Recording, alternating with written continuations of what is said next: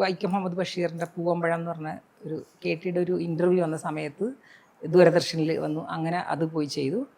പിന്നെ കമണ്ടലു എന്ന് പറഞ്ഞ വിജയേഷിൻ്റെ ഒരു സീരിയൽ അഭിനയിച്ചു. അവൻ്റെ ക്യാമറാമാനായിരുന്നു S. കുമാർ.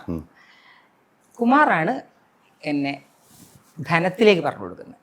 അങ്ങനെയാണ് ഞാൻ ധനം സിനിമ ചെയ്യുന്നത്. ആ സിനിമയിലാണ് നല്ലൊരു വേഷം ചെയ്തുകൊണ്ട്. നല്ല വേഷമായിരുന്നു. പിന്നെ എനിക്ക് തോന്നുന്നു ധനം സിനിമയെക്കുറിച്ച് വരുമ്പോഴേ, ഈ ധനം സിനിമയെക്കുറിച്ച് ഞാൻ ഇന്ന് വെറുതെ ഒന്ന് ഓടിച്ചപ്പം ഞാൻ ഇപ്പോൾ ചോദിച്ചു കഴിഞ്ഞാൽ ധനം സിനിമയിലെ ക്യാരക്ടറിൻ്റെ പേരെന്ന് പറയാമോ?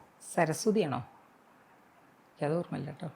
ലക്ഷ്മി എന്നല്ലേ പേരുകൾ? എനിക്കങ്ങനെ ആയിരിക്കും. ലക്ഷ്മി അങ്ങനെ പേരുകൾ വിളിക്കുന്നതുണ്ടോ അതിൽ? അങ്ങനെ അല്ല, ലക്ഷ്മി എന്നാണ് ക്യാരക്ടറിൻ്റെ പേരിട്ടിരിക്കുന്നത്. അങ്ങനെ കുറേ ഞാൻ ഇങ്ങനെ ഇന്ന് എടുത്തു നോക്കി. ആ ക്യാരക്ടറിൻ്റെ പേര് വെച്ച് വരെയാണ് വരുന്നത് ധനം സിനിമ. അങ്ങനെ നമ്മുടെ ക്യാരക്ടറെ കൊണ്ട് അങ്ങനെ പേര് കൊണ്ട് നിലനിന്ന് പോയൊരു സിനിമ ഏതാണ്? അത് സംശയമല്ല, ഗോഡ് ഫാദർ. സംശയമില്ലാത്ത കാര്യമാണ്. ഒറ്റ സീനേ ഉള്ളൂ.